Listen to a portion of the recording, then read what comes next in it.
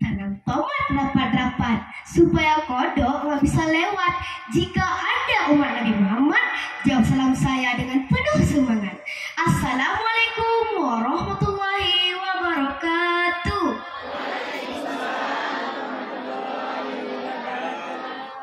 Bapak Ibu Dewan Juri yang saya hormati dan teman-teman yang saya cintai, perkenalkan, nama saya Muhammad Faiz Arifki. Saya siswa kelas 4 dan 7 Aceh Jaya. Pada kesempatan kali ini, saya akan bertutur dengan judul Pade Raja. Teman-teman mau dengar nggak cerita ini? Mau. Teman-teman mau dengar nggak cerita ini? Mau. Oke, saya mulai ya.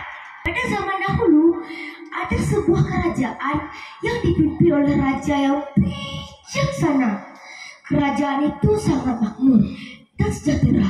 Nama kerajaan itu adalah Senebok Raya. Kerajaan ini dipimpin oleh raja yang bijaksana.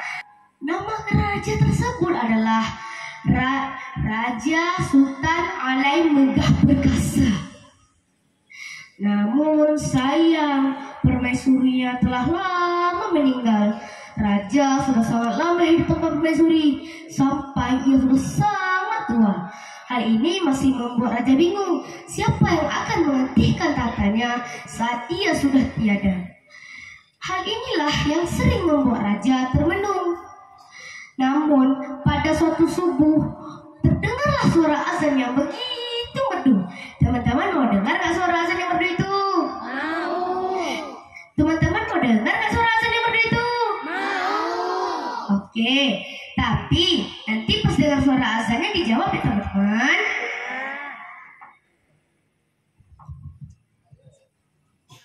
Allahu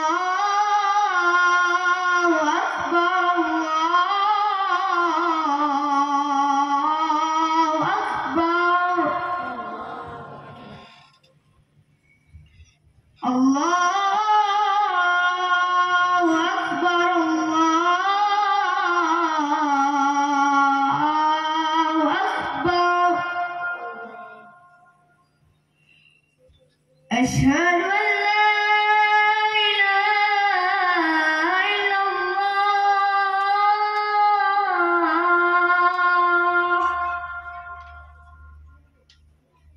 Asyhadu an la ilaha illallah.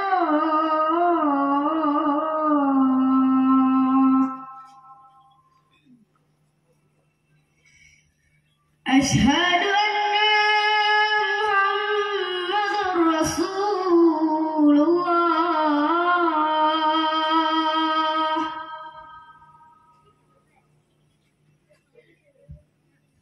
Asyhadu anna Muhammadar Rasulullah.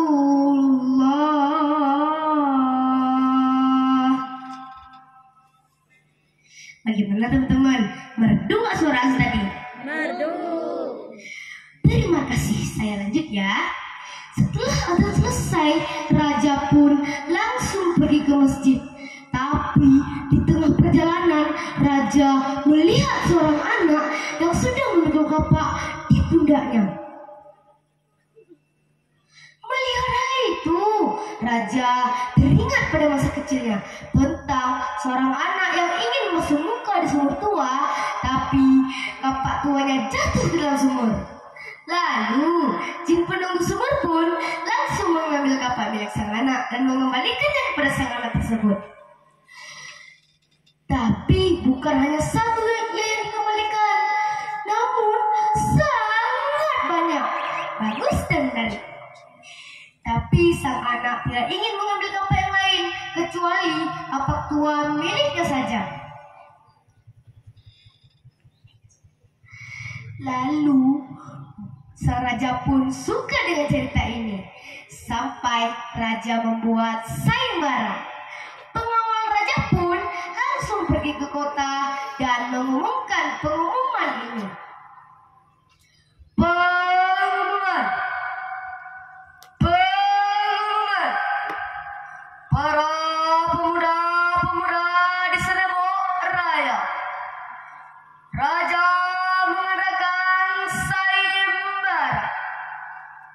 Siapa saja yang dapat memenangkan sayembara tersebut akan diangkat menjadi raja yang baru.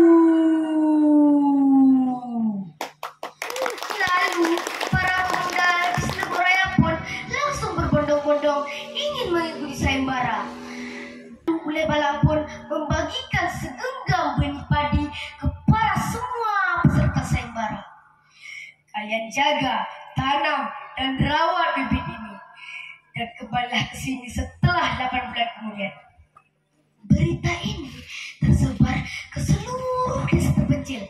Ada satu desa terpencil yang dihuni oleh 2 orang. Mereka tinggal di dalam gubuk tua. Ada satu nenek-nenek yang dikenal sebagai Nekda. Dan cucunya yang yatim piatu bernama Banta Saida. Banta Saida adalah seorang pemuda yang bekerja sebagai pencari kayu bakar. Dia sangat sayang kepada Nekda. Namun, pada suatu hari menjelang pagi, Nekda pun bertanya kepada Banta, "Nak, apakah kamu mendengar berita sayembara?" "Ya, Nek, tadi pagi saya mendengarnya. Emangnya ada apa?" "Apa kamu mau mengikutinya?" "Mana mungkin saya ikut, Nek. Saya saja bukan siapa-siapa dan saya tidak memiliki apa-apa." "Kah coba ile, menyodak kah? Dah anak kaya dah boleh tenang. Menyo anak tak kutaha, panena keteki aku dah manyam." Artinya, kalau kita mau berusaha, meskipun tak kaya, pasti hidup senang. Kalau kita tidak mau berusaha, mana mungkin rezeki turun dari langit. "Baik, Nek, saya akan mengikuti sayembara."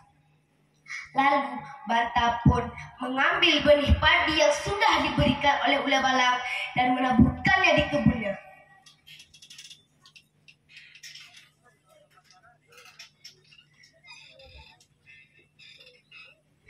Hari demi hari, Banta merawat padinya dengan teguh dan kesabaran. Namun, Banta terus merawat padinya dengan duduk di pondok teras pondoknya dan menyanyikan sebuah lagu.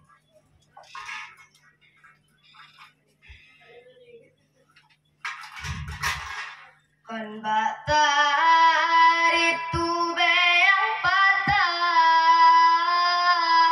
kon bayang tak kaidah, pamuhun ase padesi ama, malah mentemeng si guncang. Nita jemerang laur yang muah,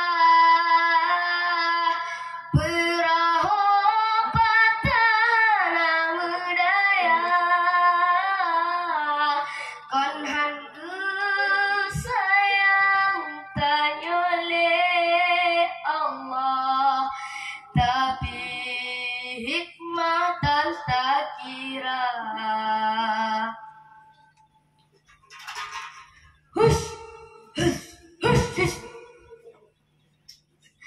Lalu Banta mengambil hasil panennya dan membawa kepada raja.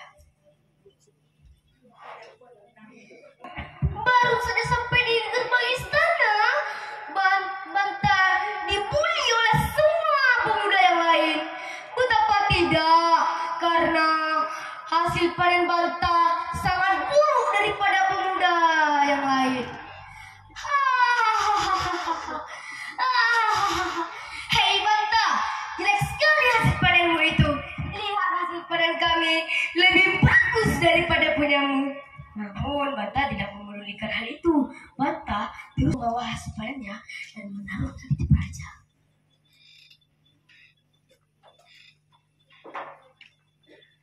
Lalu hari yang ditunggu-tunggu untuk pengumuman sang pemenang pada raja pun dimulai.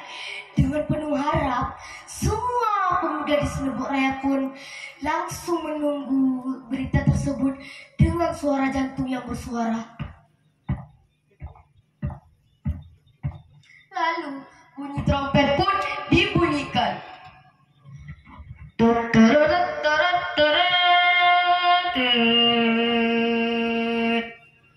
Pengumuman, pengumuman, pemenang kontes sayembara pada raja adalah Banta Saida. Namun para pemuda yang lain kesal dan juga marah atas pengumuman tadi. Hei, kenapa Banta Saida yang kau pilih menjadi raja, sedangkan dia hasil padanya sudah sangat buruk melebihi kami? Lalu raja pun keluar dari istana dan mengumumkan perkara yang sebenarnya. Kenapa Banta Saida yang saya pilih menjadi raja selanjutnya? Karena dialah pemuda yang jujur. Dia tidak menukar hasil panen dari yang jelek ke yang bagus. Asal kalian semua ketahui, benih padi yang sudah kalian tanam itu sebelumnya sudah saya rendam dalam air garam. Jadi pasti hasil panennya tidak akan bagus. Lalu Banta pun resmi dinobatkan menjadi raja yang baru. Di bawah kepemimpinan Raja Banta, dan Seribu Raya pun semakin sejahtera dan semakin makmur. Pesan moral dari cerita ini, kita harus selalu jujur dan amanah agar kita dipercayai oleh semua teman dan selamat dunia maupun akhirat. Terlebih lagi jika kita itu adalah panutan atau pemimpin. Jika kita itu adalah pemimpin, kita harus jujur. Kalau tidak, bangsa ini pasti tidak akan maju. Teman-teman, apakah kalau pemimpin kita tidak jujur, bangsa ini akan maju? Tidak. Ya benar, pasti tidak akan maju. Oleh sebab itu, tanamkan sifat jujur dan amanah sejak dini. Saya akhiri, semoga bermanfaat bagi saya dan semua. Bulan 12 musim paceklik. Cakep. Banyak yang kurang sandang dan pangan. Cakep. Maklumlah saya, anak masih cilik, belumlah tentu berpengalaman. Akhirul kalam, wassalamualaikum warahmatullahi wabarakatuh. Kita berikan apresiasi yang luar biasa sekali lagi kepada Muhammad Faiz Al-Rifki, berasal dari sekolah Min 7 Aceh Jaya. Kami silakan kembali ke tempat. Dari begitu bahagia kita berikan tepuk tangan yang meriah untuk Ananda Faiz yang hari ini dinobatkan sebagai Duta Baca Cilik tahun 2025. Selamat kepada Muhammad Faiz ya. Yung nungguin betul, tak boleh betul loh. Selamat. Dia dari Bupati bang. Oke.